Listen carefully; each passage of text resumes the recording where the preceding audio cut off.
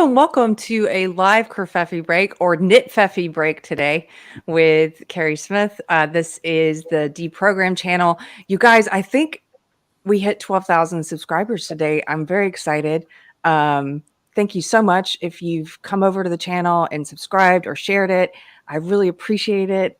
We've been going since February now, and really kind of getting into the flow of things, which is great. This is a live show that we do on Mondays and Fridays, and we're just going to hang out and talk about what's in the news and what's on our minds. And I'm a little discombobulated because there's like 8 electricians in my house right now. And I'm trying to balance doing the show with all the stuff we're doing on the house. So bear with me. My co-host today, you will recognize from a Deprogrammed interview that I did with him. His name is Neil James, and he's the editor of Blocked Magazine, which is a magazine about knitting and also about ideology. Please welcome Neil James. Hello. Thank you for having me. I'm so excited to have you back. You have, like I said to you, you have such a cheery disposition. Don't put pressure on me. I had a really bad night's sleep last night, so I've been grumpy all day. I've been trying to get in a good mood for this.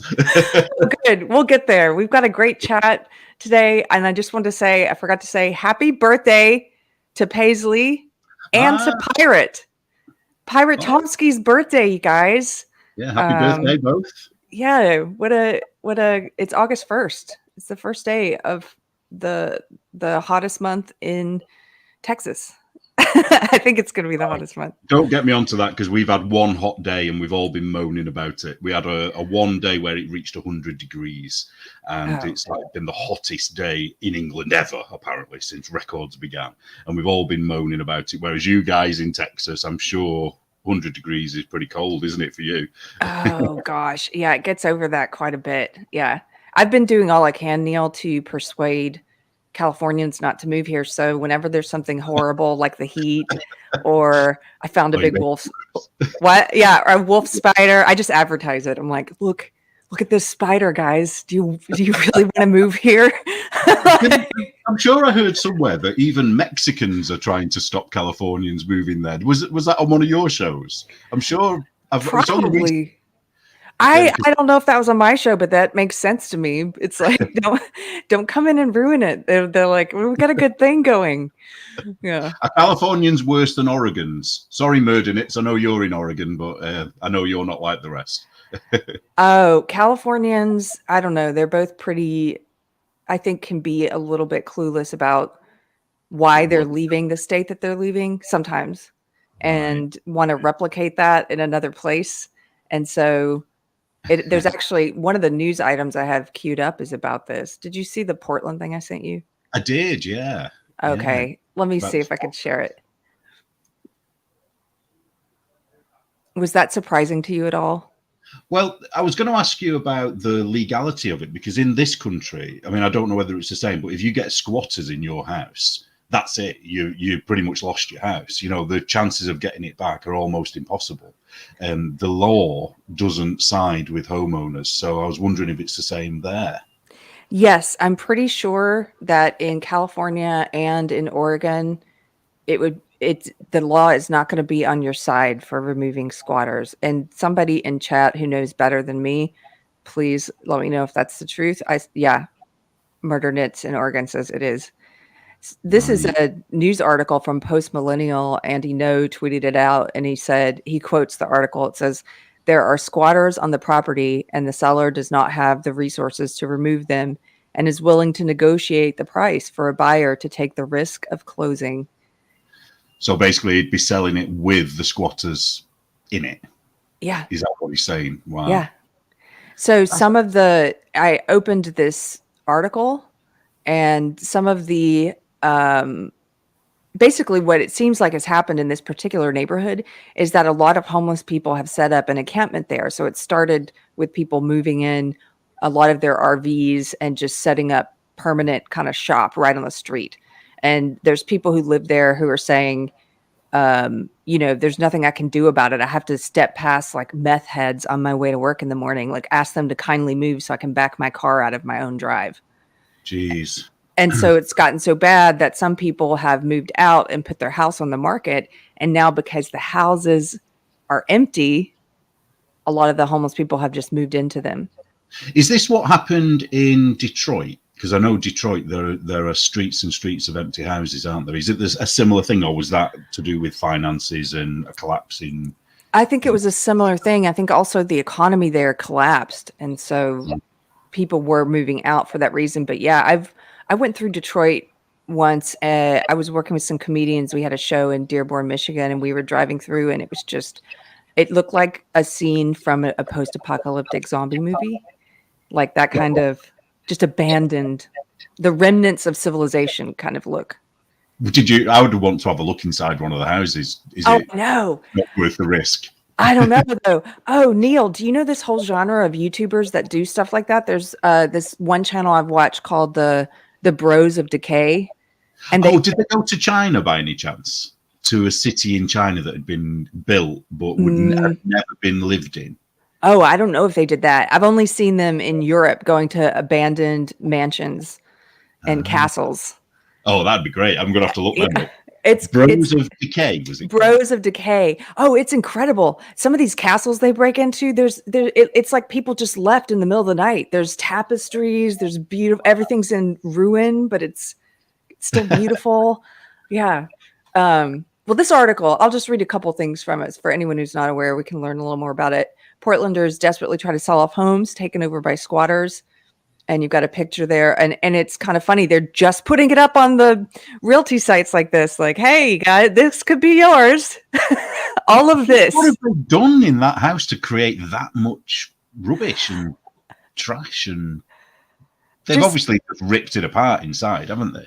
Ripped it apart. It says there some of these homes have fires inside of them that have been set.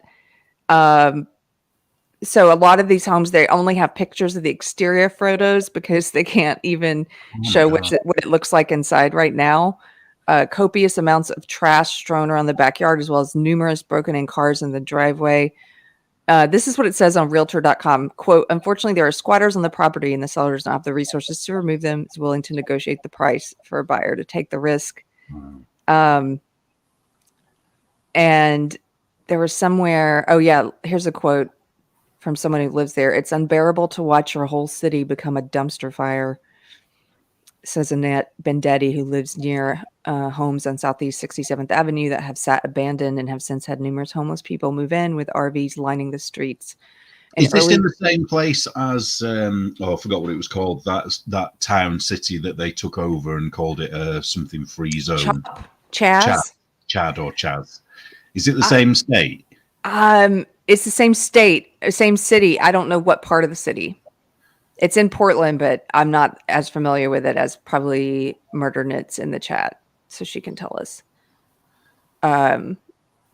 But she says it started with 16 homeless people that had moved into the neighborhood. Another neighbor there, Dustin Shannon, says it's a living nightmare. There's no peace of mind. There's no sleeping well at night. Every little noise, I'm jumpy. It gets worse and worse by the day. More and more of them are showing up. Stolen cars are showing up. They've got a pile of garbage out back that's taller than me. Some of these residents who are still living in this part of the city say we barricaded our back door at this point and blocked it off. Now look at this. I like this part, Neil. Lefties. Yeah. We're not gun proponents, but we've invested in that. Yeah. So if you'd have had guns in the first place in that area, you probably would have got them off your property, wouldn't you? To be fair. Maybe. Probably. I don't know. But they've had, it goes on to say, I think it was this article. It might have been another one where, oh yeah, it's in this one. So some of the neighbors decided to break into one of these vacant homes and recover some of their stolen belongings because they'd had a lot of break-ins. And they said, this one woman says, we went in, it's filthy. There's human waste in the closets. There's pornography. There's drug paraphernalia. There's torn out siding, doors propped against windows where the fire has burned through. Another neighbor found his bag. He found his wallet and a few other things. And we found a metal Colombian tin that was in my husband's top desk, proof that they were in there. And that's where they went after the burglary. So we don't have to read a lot more of this. I just feel like this could be what Austin's going to be like in about 10 years. I think things are changing here quickly. it just shows a complete lack of respect for other people and other people's property. So imagine where you're doing a lot of renovations now where you live, aren't you? And imagine you've finished all that work and then they come and do this while and you can't do anything about it. That would be heartbreaking. Plus, you've got your money invested in that property, and they've just come along because they haven't done the things you've done. They haven't bought a house, they haven't had a good job, for example, and they just want to take what you've got. It's just wrong, isn't it? Yeah, it's just there seems to be also, quick correction. Chaz was in Seattle. My apologies. Washington. Yeah. Chaz and Chop were Seattle. I confuse Seattle and Portland quite a bit. In my head, it's similar. At least I've got an excuse. I'm like, all those Northwestern crazy cities. I'm like, But yeah, I do think it's an absolute, obviously it's an absolute disrespect for people's private property. And what's weird though, to me, is the policy that a lot of times the leftist people push. And I used to push this sort of thing that's like, well, if you care about people, then you have to protect the rights of the squatters and the homeless people. And I think sometimes you can go too far where you're not actually even helping the homeless population if you're giving them needles and stuff, Yeah, there's one thing being homeless and perhaps being the victim of some circumstance that makes you homeless. But being homeless and then breaking into someone's house isn't something that you should protect the rights of, because that is criminal action then, isn't it? If you're homeless on the streets, protect them, find a way of helping them. But if you own a property, because I think one of the things that the leftists say is that often these properties are like second homes, aren't they? So they live in one home and they've got an empty home somewhere else that perhaps they come to every couple of times a year. But that's still theirs. It's still their property. They bought that. It's not their, just because there's a house there doesn't mean someone has to necessarily live in it. Although here now, I don't know whether you know much about our council tax rules. Now, we have to pay so much in council tax. So this is for things like the fire brigade, schools, trash collection, all the services in the area. But if you have a second home, or if you have a home that you don't live in and it's empty, you're given a grace period of a certain point. But then once you go over that, you have to pay 200% council tax on that empty home. So that's the council trying to stop people having empty houses. Whether it's to stop this kind of thing or not, I don't know. But I kind of think, no, if you've earned the money, you should be able to buy as many houses as you want, really. I mean, I'm a capitalist in that sense. Right. I know your old doctrine would have said, no, the whole socialism thing, everyone should have the same, everyone. You don't need it. No one needs. Yeah. I noticed, though, that a lot of people that say that, Neil, they only say it about things they don't like. They'll say, you don't need an AR-15. I'm like, yeah, well, you don't need a car. Like, how do you decide? Yeah, and it's always, it's never the people that own a house that say it. It's always somebody who is poor to begin with. It's never a rich person saying it, Apart from, what's it called? Russell Brand has said it, hasn't he? And he's obviously rich, but he's not going to give his money away.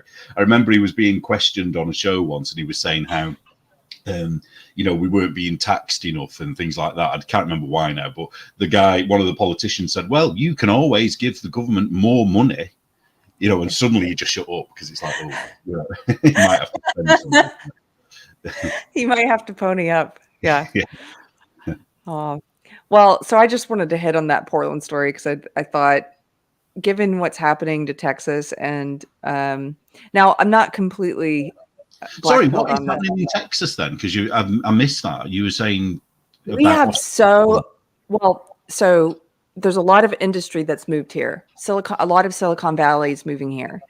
Elon Musk and Tesla's here. They're building a new there's a whole new Google campus in Austin now. And they've built a Google tower that has been described as looking like the way that the Ministry of Truth is described in 1984. Yeah. IBM, there's a few others. And so it's just expanding rapidly. In fact, if you look up some of the little towns around me, have made it to these lists of like the top 10 places to live in the US. I'm like, oh no, stop it. Like you're gonna get it, more.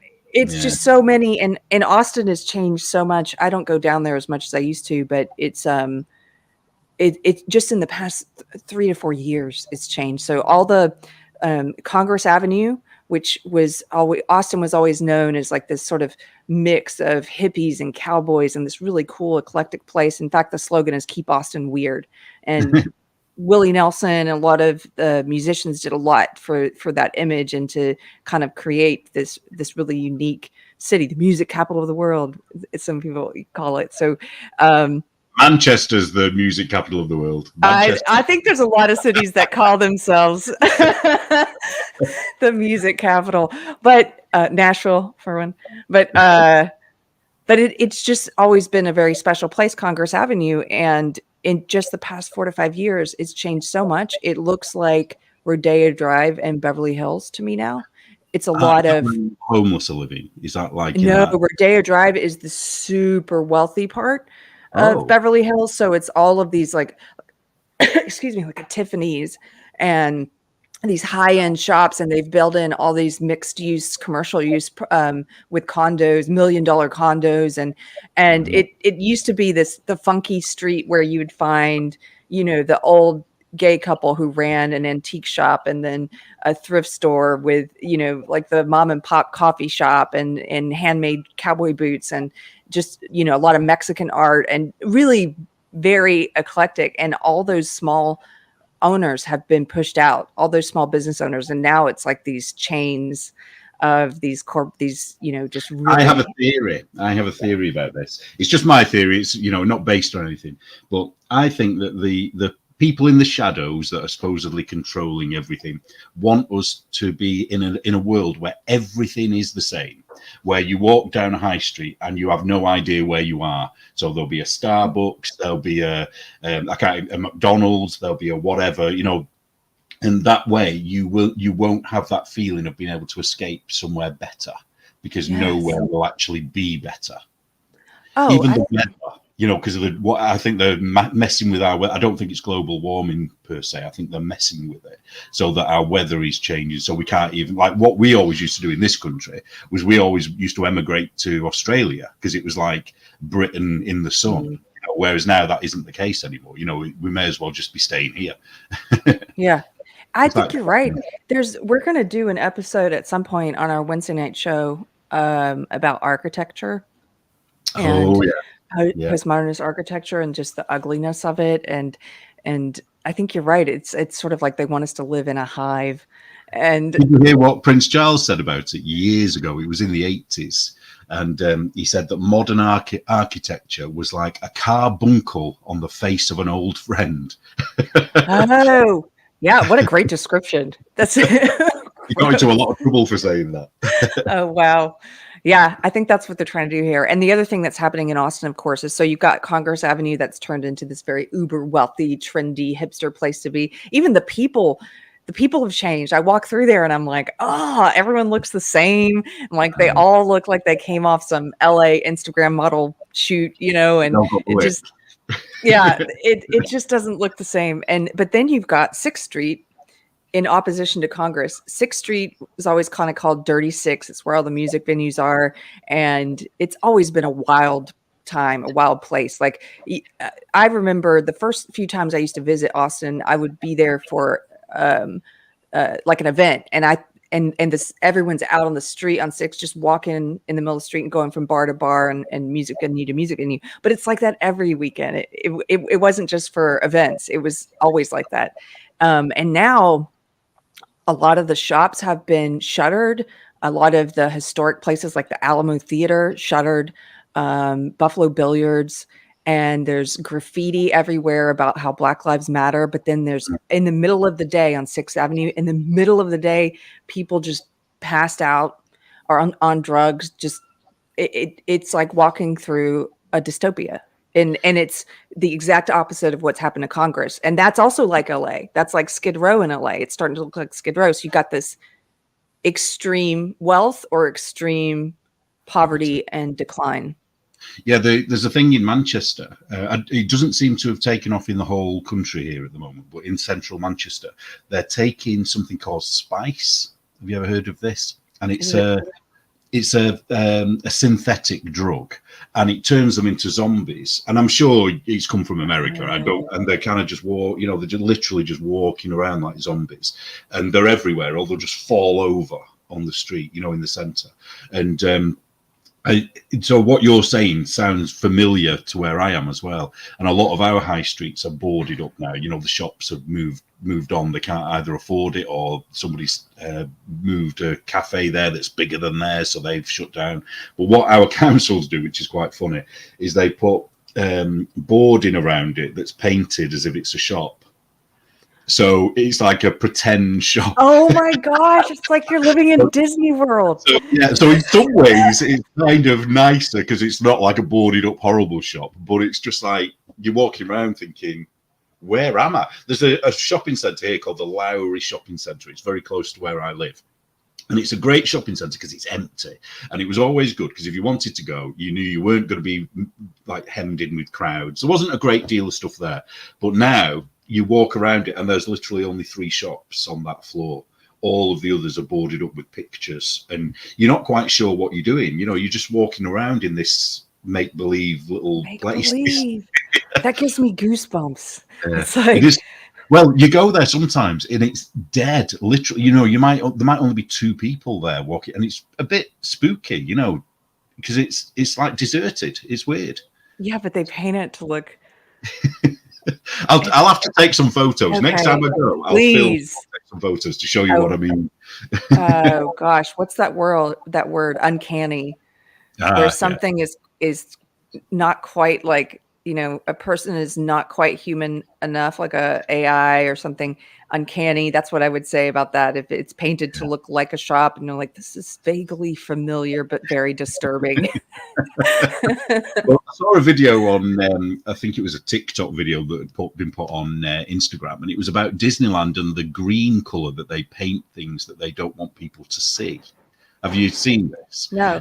Apparently, there's a particular shade of green that we have problems seeing. Okay. So anything that kind of spoils the princess castle or whatever it is, they paint it that color green. And when I saw it, I thought, do you know what? I bet someone is soon going to start painting these empty shops that color. So we'll just walk by and not even notice them. Not even notice it. Oh, I got to look that up. That's interesting. I don't know that it's real. It was just these guys on TikTok saying it, so they might be making it. It looked real to me. I've got a couple of other things I wanted to talk about. This one. Oh, just got to say hello to Adam Worrell. He said, I'm from Stretford, which is a hop, skip, and a jump from Salford. It is. Yes. Hello, Adam. I know a few people with the surname Worrell, so you never know. I might actually know some of your relatives. Yeah, Stretford, it's walking distance if you could be bothered walking. Where I live, it looks out onto Stretford. And Stretford is where the Manchester United football ground is, if anybody's interested in that. Or thereabouts, very close. My husband would be. Hi, Adam. Okay. This is an article from December, but this just came across. I mean, I just saw it for the first time, so I want to talk about it. I laughed when I read it. I couldn't believe what I was reading. I was thinking, am I living in a different world to everybody else? It's absurd, isn't it? It's a headline in Billboard. This is from December, but it says LGBTQ representation within the music industry, quote, it's still not nearly enough. What I couldn't understand with this was I was thinking, right, are they talking about the artists themselves, or are they talking about the writers of the music? And then I think they're talking about both. And if they're talking about the writers of the music, why does anybody need to know what they do in the bedroom or who they like? You know, if you're listening to a song, a gay person could write a song that is sung by a straight singer, and a straight writer could write a song that's sung by a gay singer. You know, all you got to do is change all the 72 genders now. I know that's getting trickier now, isn't it? Yes. But and then I was thinking, how many gay, lesbian, bisexual, gender non-conforming singers are out there now? And it's pretty much all of them. You know, it's like, where are the straight singers? That's what I want to know. Yeah. And actually, to prove your point, I mean, the one that comes to mind immediately is Elton John's songwriter, Bernie Taupin. Yeah, yeah. For decades, Bernie Taupin, straight guy, written all of the songs or almost all the songs for Elton John and the lyrics. It's not that it doesn't matter. Like, Yeah, George Michael pretended to be straight for years, and his songs were written as if he was straight, but he was gay, you know. And then you could just list a million ambiguous artists like David Bowie, you know, even is it James Brown, Liberace? I'm not sure how he fits in, but you know, Patsy Cline, wasn't she gay? I don't know. oh, she was married. I never heard she was gay. Was she? Oh, I might be making that up. I thought this song "Walking After Midnight" was a big gay anthem. What? Lesbian anthem. Yeah. Are you breaking news on my podcast about Patsy Cline? Yeah, yeah. I might be wrong there. I just know it's a lesbian anthem, and I've just, you know, when you just have it, I just thought, she must have been a lesbian. Well, this article, you're right. It's talking about both. It's basically saying there's not enough LGBTQ representation in the music industry, both when it comes to singers and songwriters. And here's the songwriter they've quoted at the subheading is, "You would hope that people who claim to be progressive in entertainment could just take it upon themselves to just do better," says songwriter Justin Tranter. And if you scroll down, we get to this one part of the article where they're talking about quotas. And this part just really bothered me. Okay, here we go. It says, if LGBTQ representation is still lacking behind the scenes in the music industry, what can be done to help bring more LGBTQ people into different roles? One common solution to promoting diversity, both in the music industry and elsewhere, has been the idea of diversity quotas. Corporate mandates requiring a certain number or percentage of the hired workforce be members of, quote, marginalized communities. Tranter, for one, thinks that if that's what it'll take to get more LGBTQ songwriters in a room, then that's what should be done. So basically, they're going to have really crap songs yes, that have been written by somebody in a wheelchair or somebody with two heads or whatever the quota is for that, you know, for that month. What about people that just... This kind of feeds into the manufactured music, doesn't it? Because this is why they're able to do this. If it was based on talent coming forward with their songs, the quotas couldn't be achieved. You know, so it's all about, oh, well, we know we're going to hire 10 people to write songs for us. So therefore, you know, we need X need to be black, X need to be lesbian, X need to, you know, be born, intersex or whatever. You know, it's crazy. Anything with quotas, I find really disturbing, because it's like deliberately messing with something that would normally organically probably happen anyway. And I'm sure if you look at the population of any country, you know, what they're talking about is they pretty much want almost everybody in their writing circle to be something, you know, to have a label of some kind. But that doesn't reflect the population. You know, the majority of the population don't fit into those labels that they've created. So surely the majority of writers, if they're going to do quotas, should be straight, cisgendered, whatever the word is for it, you know, men, probably. I don't know. Yeah. They don't. I think I have a problem with quotas in any setting, but when it comes to the creative arts, would you do it in sports and still expect us to watch? Like, we need more Jewish people in the NBA. We don't have enough. Well, it's funny you've said that, because it's become a topic in this country, because we call it football, you call it soccer, but our football teams are the men, you know, it's pretty much a mix of everything. You know, you don't get many Jewish, granted, but there's black players, there's Asian players, there's white players, and any particular team at any particular time is going to be a mix of all of them. But we've just had the women's football team win the version of the Women's World Cup or whatever it is, and every single one is a white woman.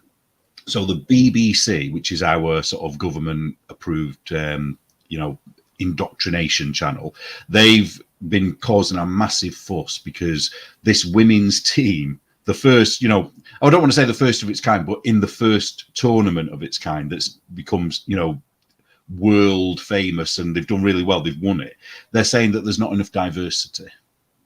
And it's like, for Christ's sake, just let this thing happen. As this game evolves in time, you know, if it gets big and gets more popular, you're going to be buying players from different countries and swapping players. And that's where your diversity happens. You don't start from the beginning and say, oh, we need to get a Brazilian player, you know, for the English. You don't.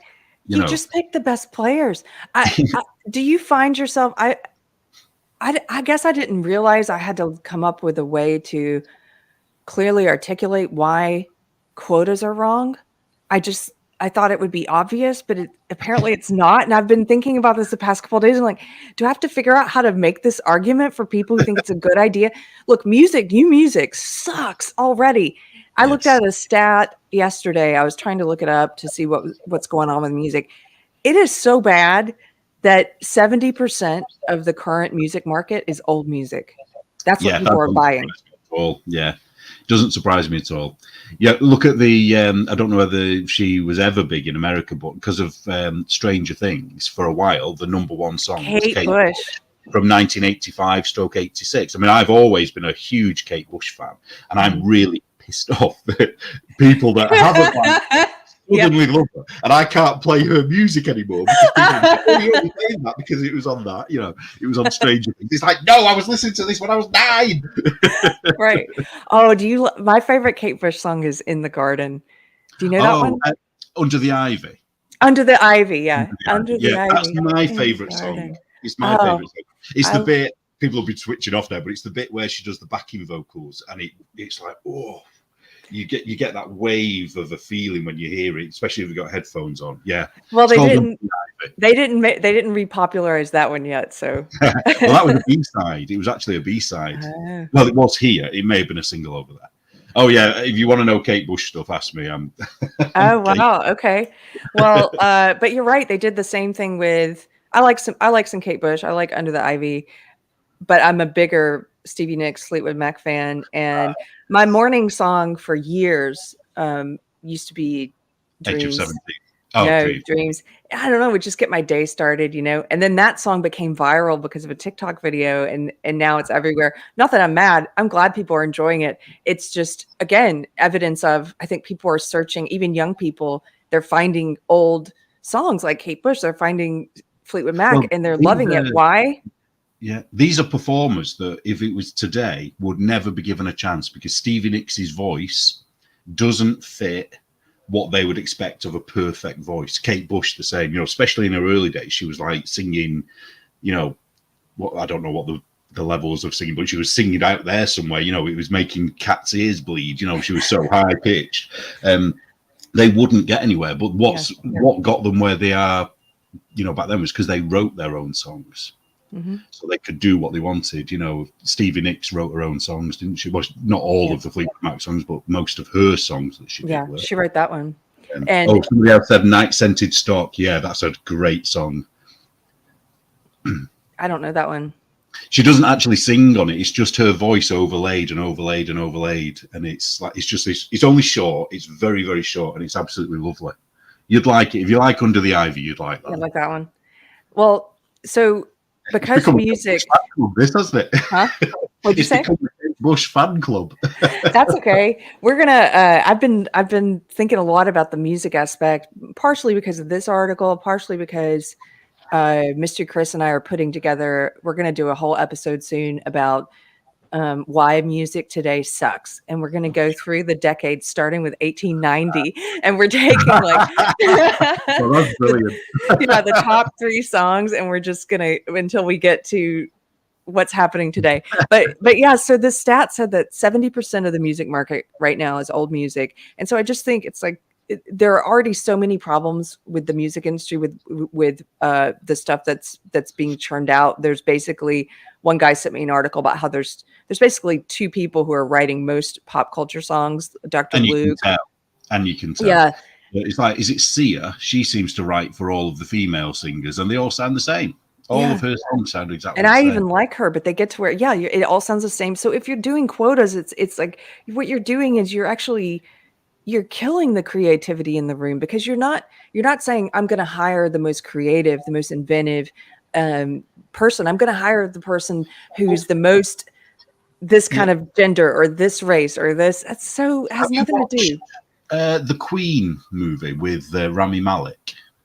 I haven't. There's a great scene in there where it's after Freddie's written Bohemian Rhapsody, and he goes in and plays it to the executive, and basically it's saying, we can't sell this shit.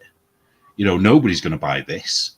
You know, and it was like they won't take a chance. Whereas years ago in the 60s, everything, you know, things like the Beach Boys and Pink Floyd, and a lot of it was very experimental, wasn't it? And you had, I've forgotten his name now, the guy with the long hair and the moustache and the beard, really out there.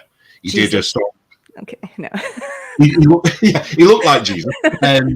Frank Zappa. I couldn't think of his name. Frank Zappa, okay. That wouldn't get anywhere now. You know, the stuff that he did, you know, I can't even listen to some of it because it's so freaky and weird. So if they could do it to Queen, imagine what it's like now. If you try and do a song, if you've got a voice that isn't perfect, but you've written a great song, you know, because I think sometimes what people forget, especially young people, is that there's an artist here that I love called Mark Almond. I don't know whether you've heard of him. He sounds familiar.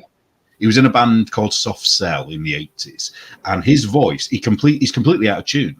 You know, he sings out of tune, but what he sings, he believes he's singing. And when you listen, it's brilliant, but it's off tune. You know, and if you get the chance, listen to some of his songs. I will. Some of them are weird, but some of them are great. Mark Ullman. I pulled up this quote since you mentioned Frank Zappa because I saw this in the stuff I've been reading about music. Frank Zappa said, it's hard to be creative when fear is dominant, and sometimes a way around it is just jumping in and confidently experimenting and improvising. You have to not care about failing. And that's kind of what you're talking about, taking those creative chances and doing. You know, one of his first TV appearances, I think it was in 1959 around, it was in the 50s, and it was him making music with a bicycle.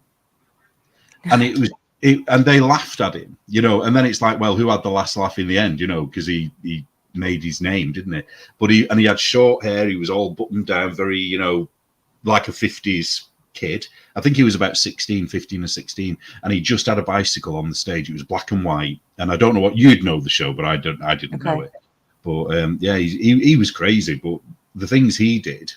Oh, somebody's Wombats put, would Janis Joplin be acceptable? She wouldn't. Her voice wouldn't be good enough. I mean, her voice was good enough, but now they wouldn't think it. Yeah. Because they all sing the same, don't they? They all sound... do that vocal warbling, you know, the whole, what's she called? Mariah Carey. That kind of, you know. There's also a lot of, they do the auto tune, and I don't even know what these singers sound like in real life because it's so overly produced that I just, yeah. So I feel like we're doing the old person who hates new music show. Sorry, that's my fault. No, it's my fault. Hates music.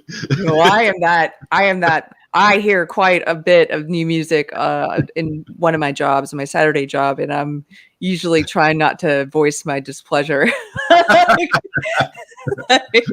In this one group, it was just terrible song after terrible song. They all sounded the same, and then they put on, again, talking about old music that kids are finding. They put on Kenny Loggins' Danger Zone from Top Gun, probably because Top Gun is out. There's a new Top Gun movie out. And they put on Danger Zone, and I was thinking, oh, finally. And then they switched it immediately. I'm like, oh, back to the crap. Well, someone said I'm a 10cc fan. Yeah, some, not all, but I do like 10cc. Yeah, not all though. I don't know who 10cc is. Do you not know? Oh, no. You would know some of the songs. You would know. So you sent me a couple of news articles. Yeah. Do you want to talk about some of those? Well, we've had a strange week in the UK, really. We've kind of had some little wins and some little losses in terms of freedom of speech. So the first thing that I shared in this week was a guy in a workplace had been in a... sorry, it's not this one. Okay. I'll tell you. I'll tell this one first. He was in a... what do they call it? A diversity HR session. Okay. And they were talking about white privilege. and how, white people are racist, but black people can't be racist because they don't have the power and all that kind of thing. And all he did was he asked a question, and he was invited to ask questions. And he said, I think it was Ghana, I think he used, it was an African country. He said, do Ghanaians have black privilege? He got fired. So anyway, the Free Speech Union, which I'm a member of, they put money behind it, got him some lawyers, and he won his case. So basically, the judge said, no, you can't be fired for just asking a reasonable question. There was nothing wrong with that question. So I was really pleased about it. Oh, this is great. Finally, we've got, because the way our law works, it's not like yours. You have your constitution and your basic rights. We don't. Everything is based on precedent. So if it's been in the court and somebody's won a case, then there's a precedent. So therefore, so I was thinking, this is great. We're going to be able to say what we want now. But all it's done really is that it's going to make employers nervous not to fire people who say something wrong. It's not going to protect them from prosecution. And then this case, the one you just about to show there, this is where we had a step back, where a guy, all he did was he shared a post that somebody else had made, and it was Lawrence Fox. Now, Lawrence Fox is a British actor. Yeah, he's very posh, but he's also now the leader of his own party called the Reclaim Party. And it was actually quite funny. The new pride flag, which is ridiculous, it's very bizarre. He put it together, 4 of them together, and it created a swastika. And he shared it, and people were like absolutely going crazy about it. Well, this poor guy, Darren Brady is called, an ex-vet, and he shared it. And he got arrested, and they handcuffed him, and it's all on film. And the thing that I didn't quite get to the bottom of is why Lawrence Fox was there. Lawrence Fox was there as he was being arrested, and he was saying, "Why aren't you arresting me? I was the one that posted it." And basically, it's because the person that complained about it didn't complain about Lawrence Fox. He complained, or she complained, about this Mr. Brady guy. So that's why he was arrested, because somebody was offended by what he had done. So it wasn't even about who had done it. Do you understand? Yes. If it was a real thing, they should have arrested both of the people. They should have arrested Lawrence Fox. And I think Lawrence Fox said the reason they were leaving him alone is because he had longer pockets, which means he's got more money to fight. You would have a better way. But the good thing about it is that the charges were dropped. But the problem is this is happening all over our country. Like, it's quite regular. And people who don't have access to sharing the information, this guy obviously knew Lawrence Fox, so knew this would get out into the media. Other people can't. So they just have to shut up and go along with it. And imagine being arrested like that in front of all your neighbours, and then they're all going to wonder what you've done. And then it turns out you shared something on Twitter. That's so stupid. This is the kind of thing I've been seeing this happening, just in the news reports about stuff like this from the UK for a few years now. And every time, I know I've seen it before, but every time it shocks me, because you wouldn't see this in the States. At least not yet. I don't know how many there were, but it looked like there were about 5 officers there for this one old guy. For a tweet, for a meme. But if you get robbed or if you get attacked, they don't even come to your house. They'll give you what's called a crime reference number over the phone, so that you can claim on your insurance if it's a robbery, for example, or if if they've stabbed you and you're wounded and you're going to get some kind of criminal damages back. But they don't investigate the crime. It's like, well, they'll investigate this. These are the guy that did this. If he'd have been unlucky, they would have gone into his house and taken all of his computer equipment to go through everything to see what he'd been posting. I think at some point this will happen to me one day, because all it's going to take is, I'm giving people ideas now, is one person to say, oh, he's offended me by saying this. Yes. Well, the thing is, I know what I would say. If this happens, so if anyone in Britain is watching this, if the police ever come to your door, one, do not let them into your property. Say no. And if they start to question you, just say, is this a criminal or a civil matter? And they have to say, legally they have to say, now this is a civil matter. This is about, the kind of thing where you'd get sued by the injured party, in court rather than going through the police. And if it's a civil matter, the police have no jurisdiction over you at all. It has to be a crime. Now, this, I don't know whether you've heard about this, but we have now something called a non-crime hate incident reporting system. That's a lot of words. That's yeah, and I got it right. I'm quite pleased with myself. I got it right. So the interesting thing is the words non-crime. So non-crime hate incident reporting system. So this is what this is. This is what this guy has done. He's committed a non-crime hate incident. So this means that they fill in a crime sheet, and on the crime it says crime sheet at the top of the piece of paper. But then where it's got crime, dot crime, where you write it in, it'll say non-crime. Now that gets recorded against you. So you have a criminal record of not committing a crime. It sounds like Facebook TOS is running the law there.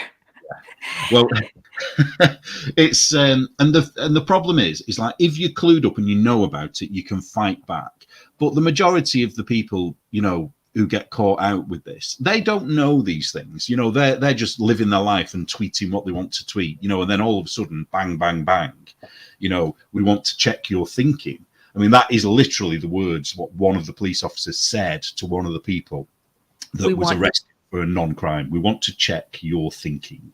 This is a few years ago, though, granted. That's straight out of a meme, by the way. You've had a bit too much to think. Yeah. And in Scotland, it's worse. I mean, we've talked about this before, haven't we, with Count Dankula, for doing a joke. He's actually got a criminal record now for that, and it's really bad. It is really bad. And it's only sort of people like us that seem to be the ones that get arrested. It's never the ones that are threatening to kill us or threatening to do stuff to us, on the left. They get left alone. They never touch them. Yeah. So when the things that have happened this week, I was kind of quite hopeful, thinking, we're finally kind of, seeing a bit of a crack in the armor of this. But then we had a step back with this, although he wasn't prosecuted in the end, which is good. But I don't think they had anything on him, really. And then, sorry, I'm really waffling here, but then in Greater Manchester, the head police officer in this metropolitan area, so this isn't the whole of the country, but he's actually said, I think I sent this to you, I can't remember, he's actually made a statement saying that all of this kind of stuff has made the police force a bit of a mockery in the eyes of the public, which is true. But they're not getting rid of it because he doesn't have the authority to get rid of it. So he knows it's rubbish. The police that come to your door know it's rubbish. So in some ways, although the police are kind of our enemy in that respect, they're doing what they have to do. They probably think, why are we doing this? Yeah. And then, sorry, you've set me off now. I won't stop. Please.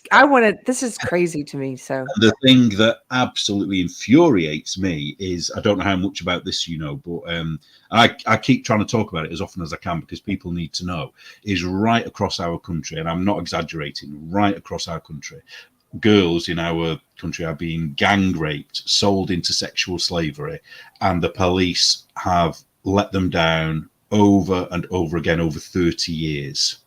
So these gang rapes are horrific, and then they're being taxied to somewhere else where 28 men are waiting for them. There's been cases where 11-year-old girls have been raped, and then the father has tried to get the girl out of the house where she's being raped, and the father has been arrested. And it's all coming out. The problem is that people in these gangs are in the police, they're in the councils, they're in local government. So obviously there's a massive conspiracy to stop it. And the other issue is that the perpetrators, 99% of the perpetrators are Muslim. And nobody wants to mention it because obviously everyone says, it's Islamophobic and it's racist and it's this, that and the other. But the thing is, this is fact. These things are happening. And when you look in the newspaper, it's just face after face after face after face after face. In fact, there's a whole, pages of them where they're convicted of it. And, you might find one white face amongst all of them. The police have done nothing to help these girls, yet they're knocking on people's doors over sharing an image. It's ridiculous, absolutely ridiculous. I remember, I don't have time to look this up now and find it, but I remember covering this a year or two ago. There had been you might know which city I'm talking about because there were several different ones. Maybe it was Manchester. There was a city where it had come out that the cops were actively hiding all of these rape cases and that they were on the record saying they were doing it because they didn't want to be accused of racism. Rotherham. So the problem is, what everyone thought it was just this one place, Rotherham, but it's everywhere. It's Rotherham, it's Telford, it's Oxford, it's Bristol, it's Oldham, which is Greater Manchester. There's Glasgow, it's happened in as well. There's ones that people are probably going to be typing in. There's so many, and what we've realised is it's happening in every town where there is a Muslim presence. Every single town and city, and it's just how soon it gets found. And what happens is most cities now in the UK, the taxi drivers are predominantly Muslim.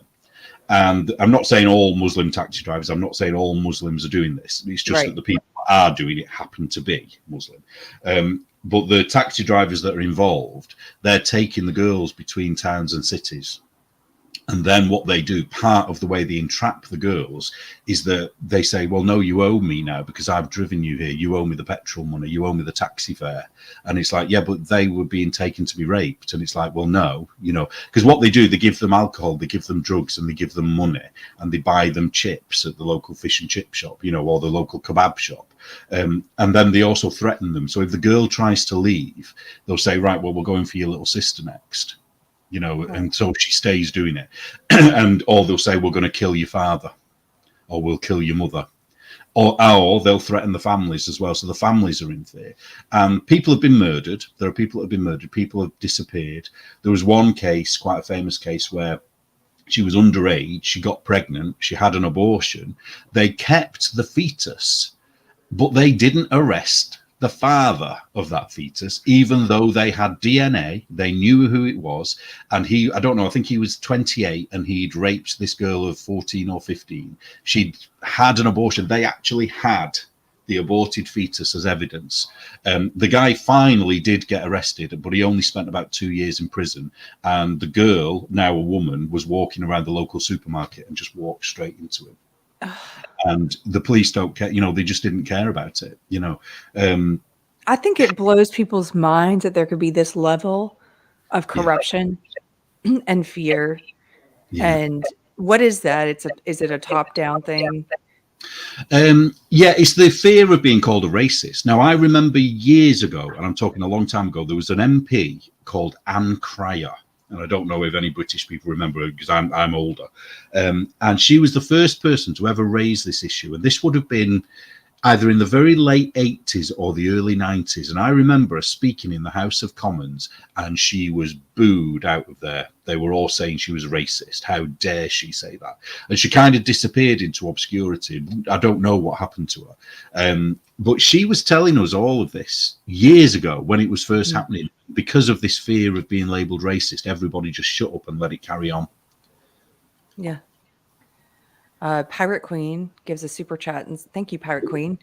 She says, we know that the rape gangs were covered up by the police in the name of diversity. How long before we hear about a cover-up of trans crimes? Yeah, I think that'll be happening already. Yeah, definitely. Well, they don't want to admit the trans... I always get confused. The men to women that are in women's prisons that end up raping the women prisoners, they don't want to acknowledge it. And it happens. It does happen. There was a case I saw in the news recently. I think it was, this was in New Jersey because this is happening in the States as well.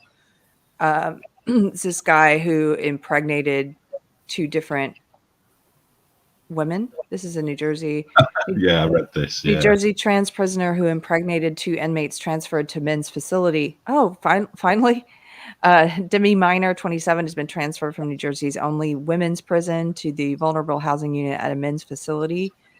A transgender inmate. The funny thing is, this isn't one of those where they continue to call her. They're just saying trans. But there are several articles that are coming out about these guys, and they'll even say she impregnated two.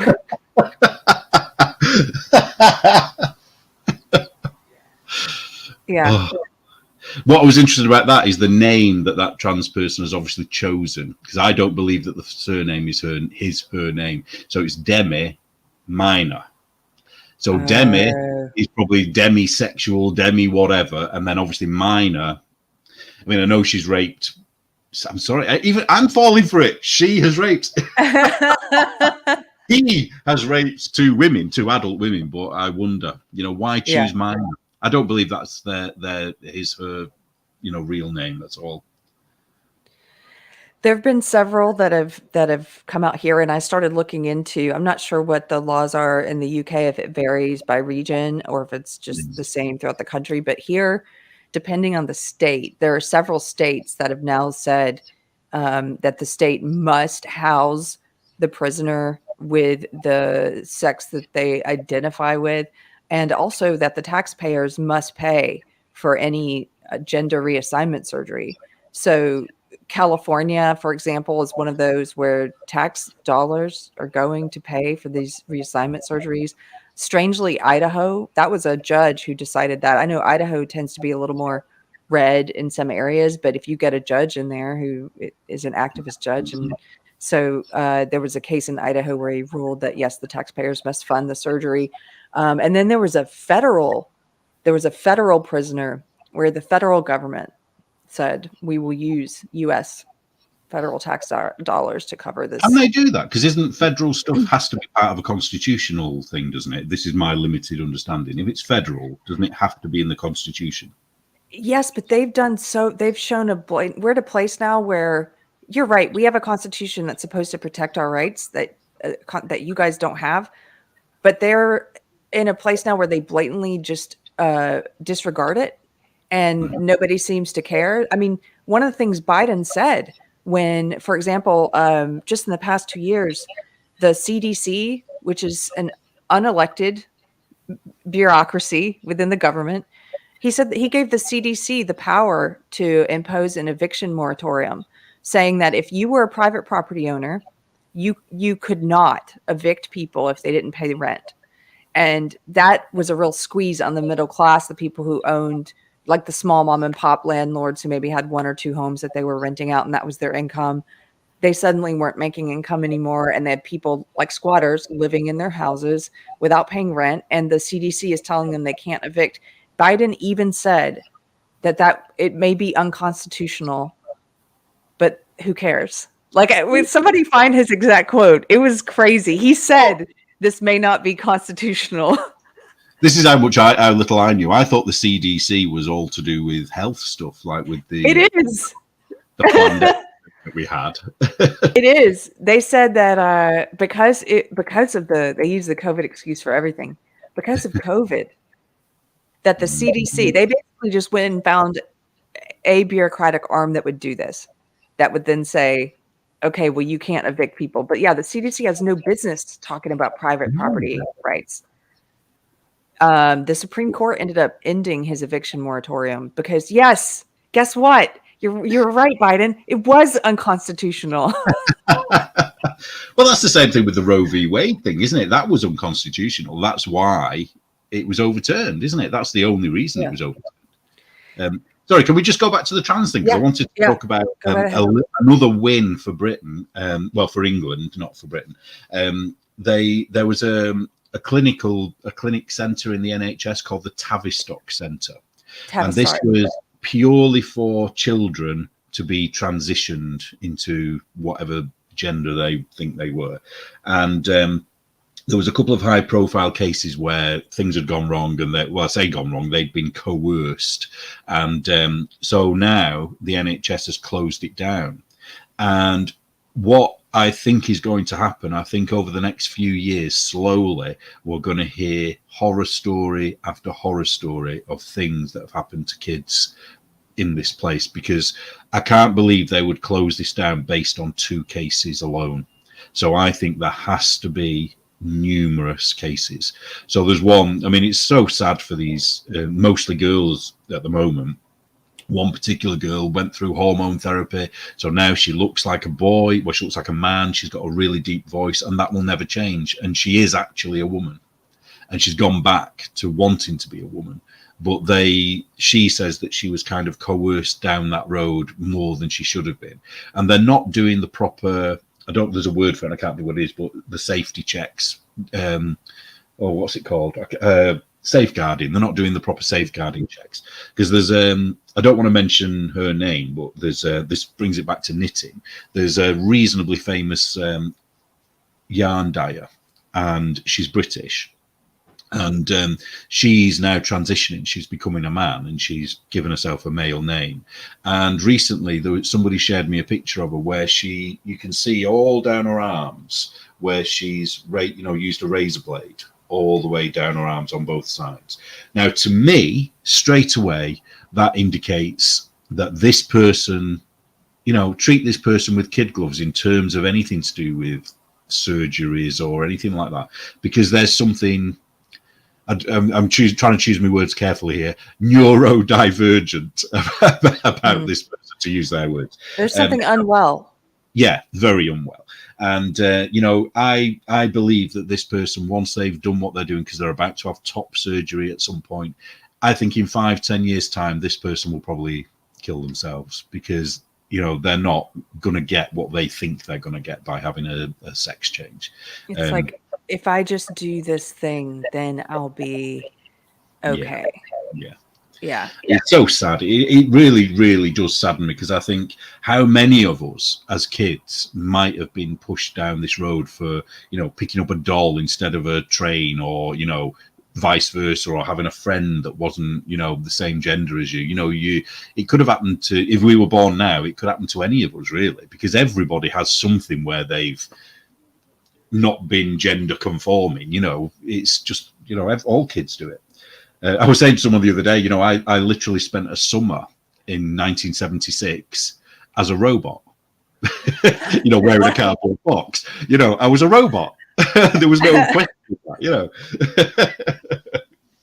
What would have happened to me, What would have happened to you?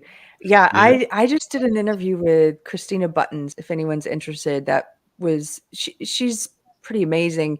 She was in the social justice world, and she's since left that world. And one of the things that she's very concerned about now is this whole issue of trans and kids, of medical and surgical intervention with kids who are gender nonconforming.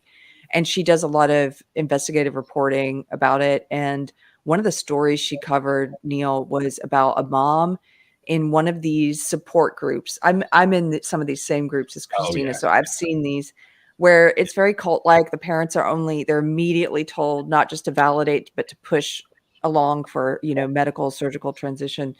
And this one was a mom who, the daughter, she did a post where she said, she showed a picture of some books that she had given her daughter for Christmas or something. And it was like, oh, I gave these to my 7-year-old daughter, and they were about transgender kids. And someone in the comments said, oh, so proud of you for being supportive of your trans daughter. And she was like, oh, no, my daughter's not trans. She's just an ally.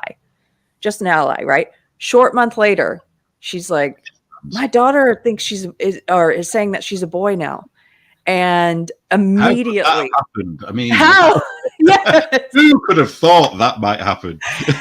You introduce this to the child. A month later, the child is saying, and so I'll just tell you quickly what the response was in that thread. It was crazy. They immediately started jumping on her for misgendering her child. It doesn't matter that it came on quickly. It was a month after getting this book. You should be calling him your son. It's your son. And then she shared something else. She said, well, okay, but I also gave her this book about racial diversity, and she says she's Black also.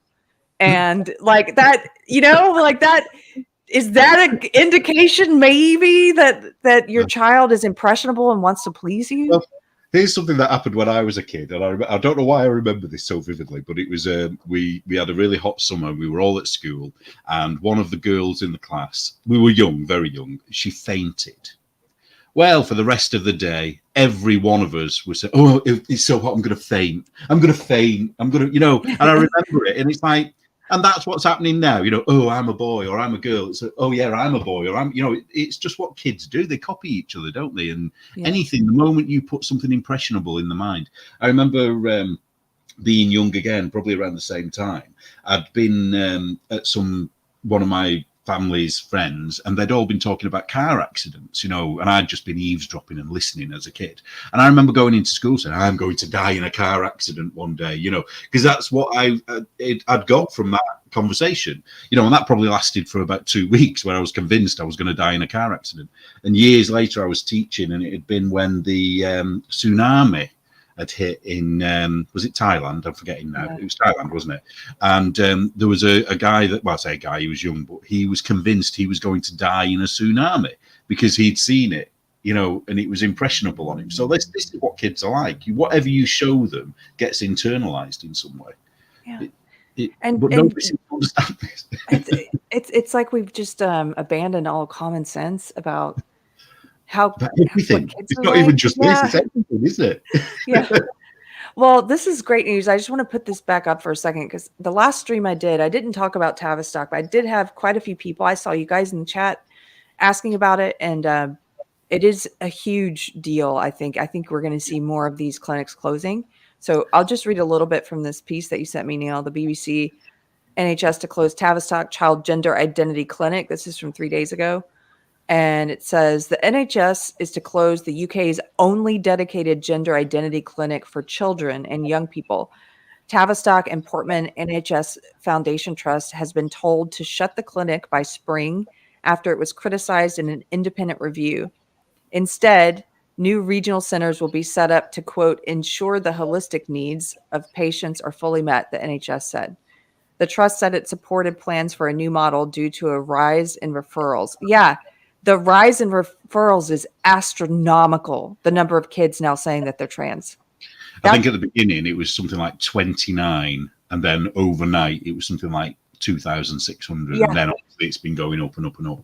One of the things I wanted to comment on here is it looks like they're going to be setting up new regional centres that do the same thing. Now, it could be that they're just going to continue what they were doing. It could be just as bad, but my hope is that because there'll be multiple centres, that there's going to be some kind of a peer review of what's going on, and a doctor from one centre will be able to say, well, no, I don't think you should be doing that at this centre. Do you know what I mean? Mm-hmm. Like, if you only have one place doing something, who's there to check up what's going to happen there? You're only seeing one set of statistics, one set of views, So I'm hopeful that this won't be as bad as it might be. But as it could be. Yeah, who knows? But that's the thing. We just wait and see. The changes will take place after an independent review led by Dr. Hilary Cass of the Tavistock Clinic needed to be transformed. She said the current model of care was leaving young people, quote, at considerable risk of poor mental health and distress, and having one clinic was not a safe or viable long-term option. I think you're right. I think there are going to be stories that come out, and there are probably people who are considering lawsuits against them already. Yeah. Well, there's things I've found since all this has been going on. I've found out things about the operations that are involved. And one thing I didn't know, so people who are squeamish, don't listen. So when a man he has the operation to become a woman, in inverted commas, what they used to do is that they would skin the penis. Basically, they would peel the skin back, they would cut the penis away, but leave connecting tissue to part of the end of the penis, which would then become a clitoris. And then the skin of the penis would be inverted inside by using whatever they have to do to move whatever's inside there, and then that would be the cavity. But I think what was happening is that I think this is what it is that a lot of the men that were having the operation, because they'd been on female hormones, their penis had shrunk, so there wasn't enough of it to create a cavity that was big enough for them to have sex. Yes. So then what they then started to do was use parts of the colon to create the cavity. Now, what they don't tell them is that means from that moment on, whatever happens with that cavity, it's going to smell of what a colon smells of. And a lot of not all, because some they do different methods, but if you have that method done, you're going to stink, and people will notice. Yes, they're also using. I don't know if you've seen these studies and articles. They're also using tilapia skin. What skin? Tilapia, the fish, the bottom feeder fish. What? Yes. On humans? To create the oh my God, what they call a neo-vagina to line the cavity. And I wonder how many reject right that because it isn't part of their own body. Well, I know the female to male, again, this is horrific as well, because most of them, they have to have an entire piece of their arm cut away, and it leaves to the bone. It takes all of that muscle away, and that's what they form the fake penis with.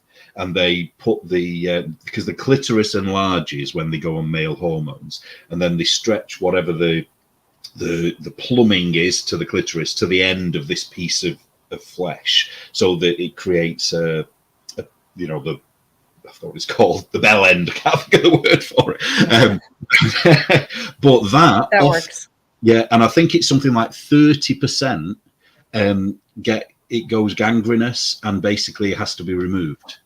And then once they've done both, what do they use then? There's no more flesh for them to cut away. No.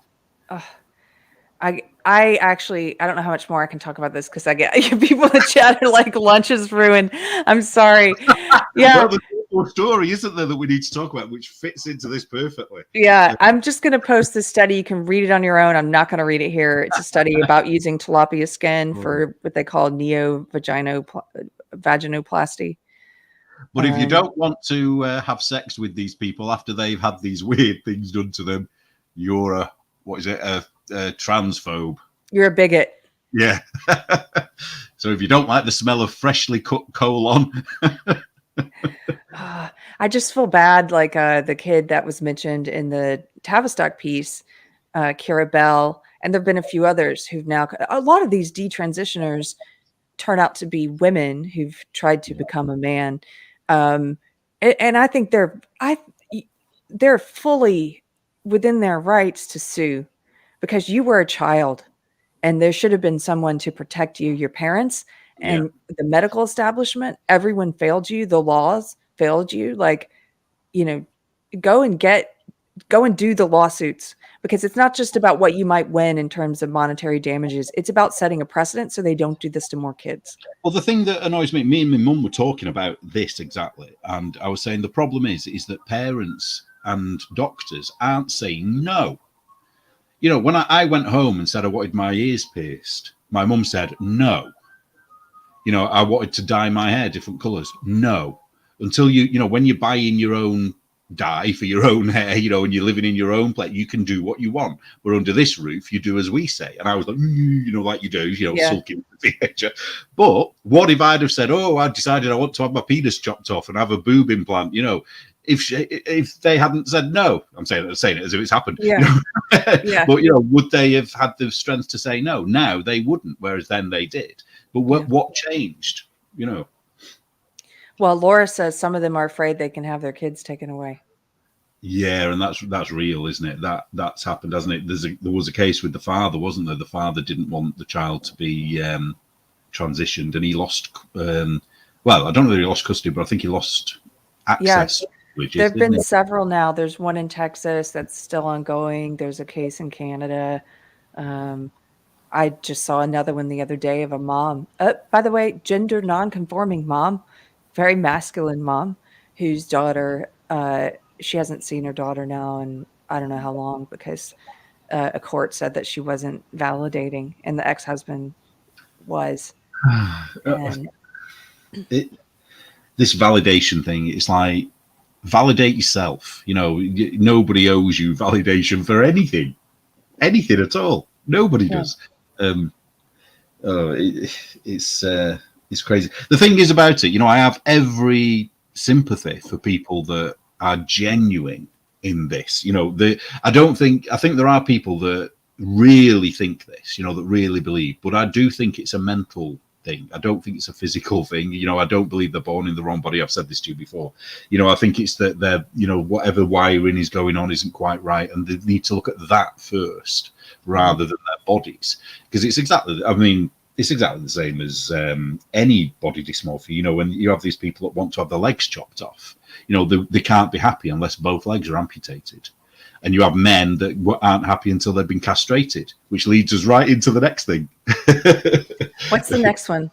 Let's see. I didn't send you a link, and the people will understand why. But it's the Russian soldier that castrated a Ukrainian prisoner of war and filmed it. And I haven't heard about this. Yeah, it's. I think we haven't got the clip. Don't worry. I think it's better. I'll describe what happened. So it is actually out there on Twitter.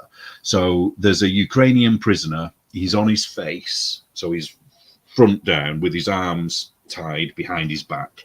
And how these got to this point, nobody knows at this point. He's got blood on his head, and the back of his trousers are ripped, and you can see his underwear. But how that's happened? So at that stage, you don't know what's happened. And then they film it. Now, the version I saw was pixelated. They pixelated the bits that I'm going to describe now, but you could still see exactly what was going on. And what they did, basically, they removed his underwear, so he was still in that same position. And he was either a piece of paper or a white cloth. They grabbed his testicles, and then with a razor blade cutthroat, it looked like a razor blade on a stick. Basically, they chopped them off, and then you see him hanging, you know, holding them up, and they hang down. Now, it's horrific. It's horrific, and it bothered me watching it, because all the men who are watching now will all be feeling this. The thing about it was he was moaning from the beginning. So my hope is that he was beyond being able to understand what was going on. You know, that whatever had happened to him before meant that he wasn't quite there, because he didn't scream or anything. He was just making sort of weird noises. But then they shot him dead afterwards. They shot him in the head. Now, the guy that did it, they've identified him, and his face is all over the internet now, and there's a bounty on his head, and he's a Russian soldier. And well, the thing about it, which I found quite weird, is I think it was either in March or May, the Ukrainians said something. A Ukrainian doctor made a statement saying that he was telling his staff any Russian prisoners of war that were going through his hospital were to be castrated. And then later he apologized for saying it. So what I'm wondering is, which came first? Were Ukrainians doing this to Russians, and that's why this guy has done it to his prisoner of war? Or were the Russians doing it to the Ukrainians first, which is why the doctor said it? Or is this something that kind of happens in that Eastern European Slavic area where, you know, when you're at war, that's what you do to your defeated enemy to emasculate them? You know, it seems to be that this is going to be the thing that happens to prisoners now, you know, and it's horrific. I think it's just, I mean, I had not heard this story, but I'm not surprised anymore. It's just the depravity of human beings. And we saw stuff like this with, gosh, what was it? Abu Ghraib, where they were posing the prisoners, making them strip naked and humiliating them and taking photos. And I just think, I don't know, I'm no longer surprised, I guess, by the depravity of human beings. If you watch a lot of true crime shows, you'll get that way pretty fast, where you're like, okay, I understand. Sorry, I've really made everyone miserable today, haven't I? No, I'm sorry. Well, and then we got hit by we've been getting hit by porn spammers lately, and they showed up right when you were talking about this awful story. I'm like, this all, yeah. So this guy's on the run. There's a bounty for him. Well, I don't know that he's on the run, but I think the bounty is unofficial. You know what I mean? I think people are trying to say he's got to be put before a war crimes trial of some sort. Chances are, if they find him, whoever these people are that are trying to find him, they'll just be killing him, I would imagine. You just think, what kind of a person would think that? My instinct is that this is something that is encouraged. You know, and that they do, you know, because if you, years ago, back in like First World War and earlier, it was common for soldiers to rape defeated armies. You know, the Turkish were known for it. They did it in the First World War. So it's anything to emasculate the victims. I think it happens a lot in Africa, you know, African gangs, and you know, and there's little gang warfare that's like within. It's a way to humiliate, Yeah. absolutely, emasculate and humiliate, and yeah. Yeah. I just want to say, Anne said, Keri started by saying you have such a cheery voice. Sorry. What else awful is in the news today, guys? You're not going to be on again. I'll never be on this channel again. No. Annie says, I just wanted to highlight this one because this is my suspicion. She says, as a cutter from the early 2000s, I shared it with my closest friends as well as online. And I got the idea from one of my closest friends in 5th grade. I knew that trans was spreading the same right away. And I do think it's similar. That's my suspicion. It's like a social contagion where you got a friends group where one kid is saying they're trans, and next thing you know, they're all saying they're trans. Yeah, because I had a student once that was a self-harmer, and I was on the bus to work, and she got on the same bus, and she was talking to me about it. And we have this safeguarding thing here where if a student divulges anything to you, you have to report it to a safeguarding member of staff. And so I just said to her, you know, what gave you the idea to do it? And she didn't know, she couldn't tell me. But it's like, you know, nobody just comes up with that idea from nowhere. Yeah, you might have somebody who tries to kill himself by, you know, slitting the wrist, whichever way. But to start up here and, you know, just barely cut the skin, you know, it's a lot of times I think it's that whole identity issue that they're having. It's a problem with who they are, unstable sense of self. It makes sense why you see a lot of overlap between cutters and people who are now saying they're genderqueer, they're trans, and it used to be that people would look deeper at like, okay, so what is causing all these different issues, the cutting or the depression or what have you, or saying that you're in the wrong body? Is there something at the root of all of this? But now they're just saying, once you hit on like, well, I'm in the wrong body, like, oh, that's it. Okay, let's just do surgery and then we're fix it. No. Let's validate you. Yeah. Yeah. Oh, I've just got to, Adam's put something, Adam Worrell, the happy mank. So I don't think anyone else will get that. A mank is someone from Manchester. Oh, okay. Quite well known for being quite dour and a little bit like miserable. Think of the Smiths, Morrissey and the Smiths. Well, tell me, Happy Mank, is there anything going on in the knitting world that I should know of? I know I'm going to be joining you tomorrow on a podcast. Yes. Are you going to bring your knitting? My terrible knitting? I could bring it again. Yeah. I haven't knitted in like 10 years. The stuff I have is, I showed it to Deplorable Knitter and Anne, and they were very kind. But I know it's just like remedial. I know. Well, everyone might have to do a knitting challenge tomorrow. I'll say might. Don't be scared. Okay, I won't be scared. What we did last time was it was only with Tabitha from Murder Knits, but we timed how long it took her to knit. Well, we gave her a minute to knit and see how many stitches that she knitted, you see. So this time I think we're all going to have to do it. So I'm a slow knitter, so you'll probably beat me. I am a slow knitter. Okay. So you need to cast on some stitches. I did knit once in the past 10 years, and that's when my old house, there's a cute little house right around the corner of where I used to live, and it's been converted into a shop, and it's just knitting and tea. And they have knitting circles like every Thursday night. And so I had a friend living with me for a while, and she wanted to go. So we went on a Thursday night, and we're in the knitting circle, and she just couldn't get the hang of it, and they kept working with her one-on-one, you know, and then but it was time to leave and we had to pay. I think it was like $10 per person. And I was paying for me, and then she went to pay, and they were like, "Oh no, honey, it's okay." You can't take your money. She was like, What? Was it that? Was that bad? Is that their first failure? The first person never learn. Yeah. We were just laughing, like, "Where you don't? No, it's fine. You don't have to pay." Well, that'll be fun. That's tomorrow. But is there anything going on? Any craziness in the knitting world? For anybody that's not familiar with you, you cover a lot of this stuff on your Instagram. Yeah, yeah. There's a lot of crazy. I mean, it's bizarre. The stuff that goes on is bizarre, but it has been quite quiet. Now, why? I don't know. I don't know whether it's because they know somebody's out there writing about it every time they do something, or whether it's just gone quiet just naturally, and then something big's going to happen later in the year. The only thing that's been going on recently is there's a quite a famous designer called Andrea Mowry, and I won't make any judgments on her work. And for all I know, it's great. I've never knitted any of her stuff at all. She's sort of a very what's the word? She's very slim, blonde. So she models her own clothes generally, that she's knitted and designed. And she has a couple of friends that are dyers that dye yarn, and she kind of collaborates with them. So they put together kits. So she'll come up with a sweater design, and then they will put the yarn for it, and you buy all of it together.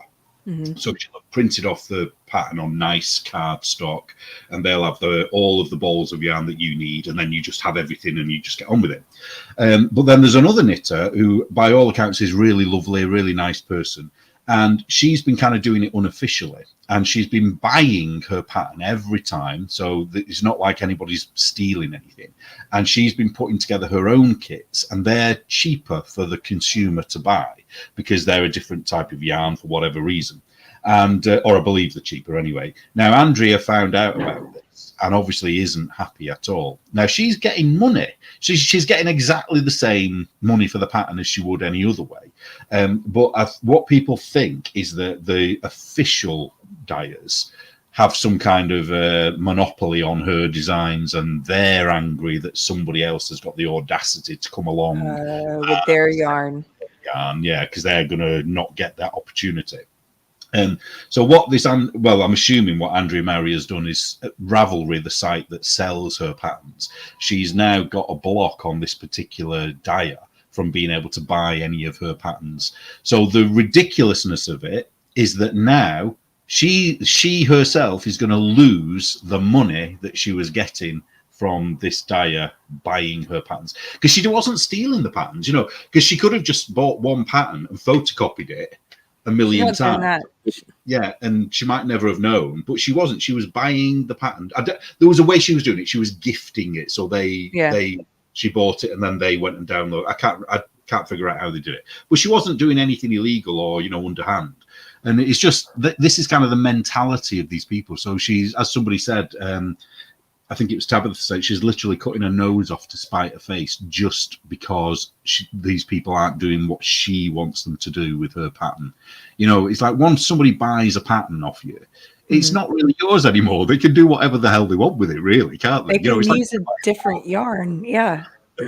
Yeah. How dare you not use the yarn I say you should use? I don't know whether your viewers know, you've actually got yarn, haven't you? You've got yarn in your name. Mm-hmm. I do. I should plug it on the show. Yeah, I bought it. I love it. It's a bit like you dictating what people can knit with that yarn. In fact, I think you should. I think you should totally hats. Look, I'm kidding. Don't you be using it for no scarf. Okay. Oh my goodness. There's always something crazy going on in the yarn. Well, I'm looking forward to hanging out with you guys tomorrow and talking about it and just having fun. Because we've got Tina will be on this time because she fell asleep apparently last time. Okay. I've forgotten the name of her shop. She's got a very strange name. It's something Welsh and I can't pronounce it. So I'm not. Oh yeah, I can't pronounce it either. Yeah, Tina's she's a bit crazy. So if you're not a knitter, come and watch because it isn't just about knitting. We'll be talking all sorts of nonsense. Honestly, it'll be good. What time is it at? Oh, can Anne tell us? Anne, are you still in the chat? And if you're still in chat, you tell us. We weren't prepared. I just started talking about it. I think it might be. I can tell you what time it is my time. I think it's 7 p.m. in British summertime, which means nothing to everybody. Oh, I think it's 2 p.m. in Texas time. Oh, yeah. Adam. I like Adam. Yeah. Forget Nittler. Neil's a wise chap. Let's call him Socrates. Oh, I love that. Socrates. That's it. I'm going to use that now. Thanks, Adam. Yeah, they try to smear you by calling you Nittler, call you Socrates. I just wanted to share something. It is a sad story, but there's a lesson in it. And this is not a news item. This is just in my real life. We heard about a friend or an acquaintance, really, someone I used to see quite a bit when at one of the jobs I worked at. And he was just so fun and loving and creative and had a real fashion sense. And he would do the trivia nights. And anyway, he passed away, and we just found out yesterday.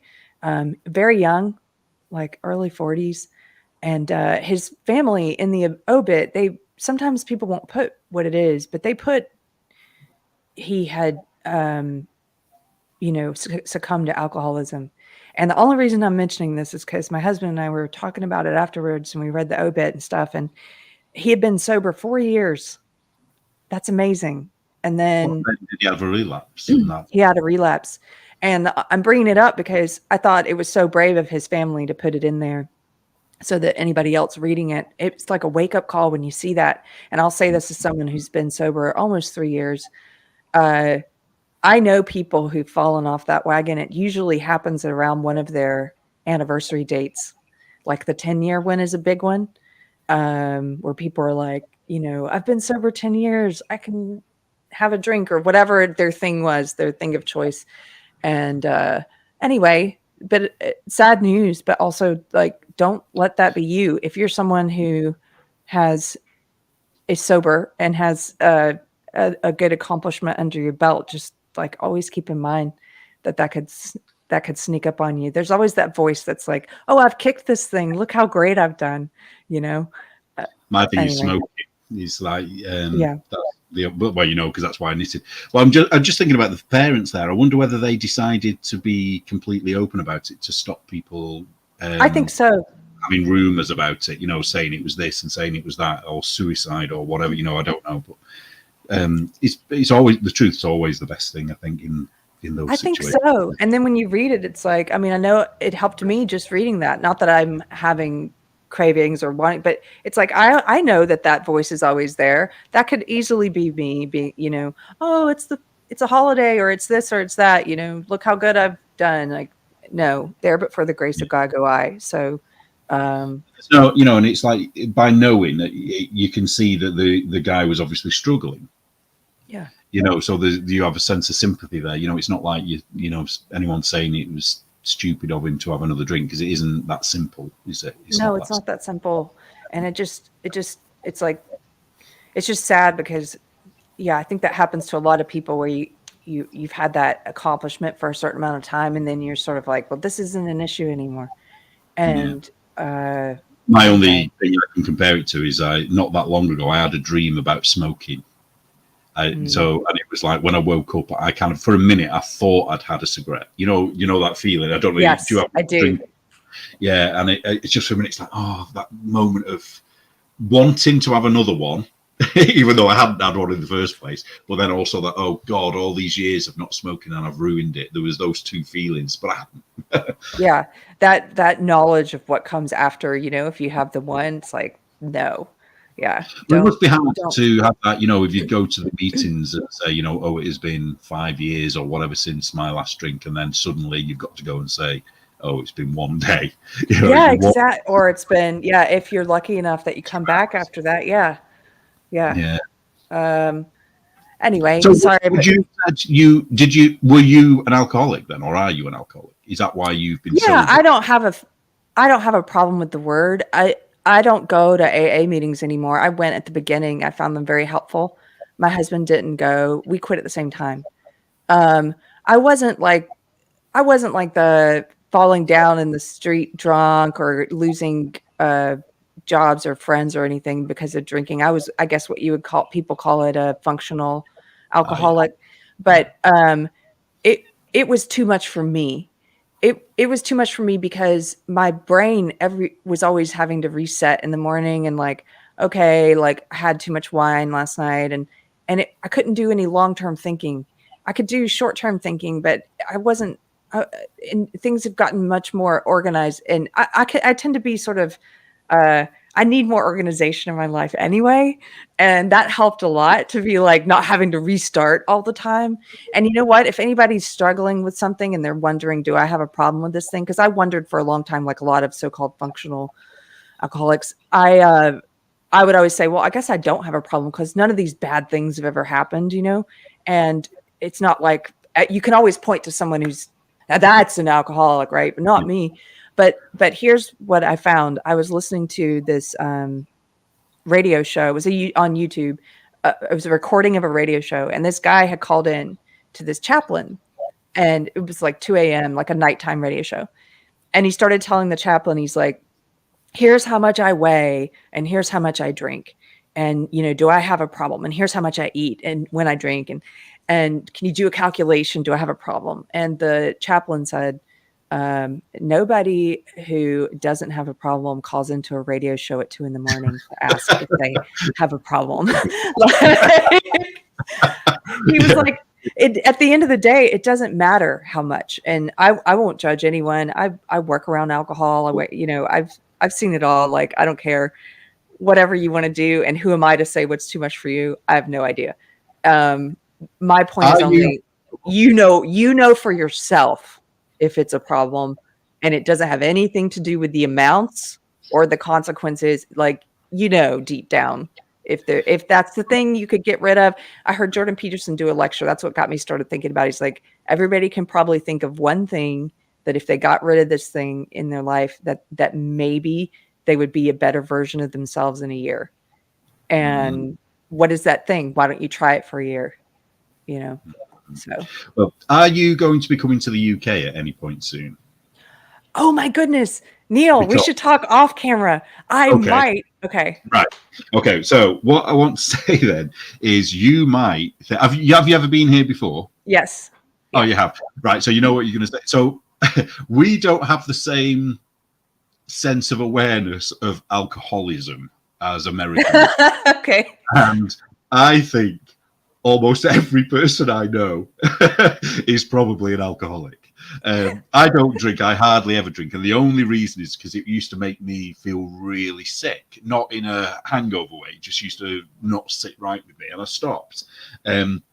But every friend I've got goes out and gets absolutely wasted every weekend. You know, almost everyone I know, if they don't go out, they will drink a bottle of wine at home. And there'll be, you know, anyone who's British in the comments knows what I'm talking about here. We have a very alcohol-based culture.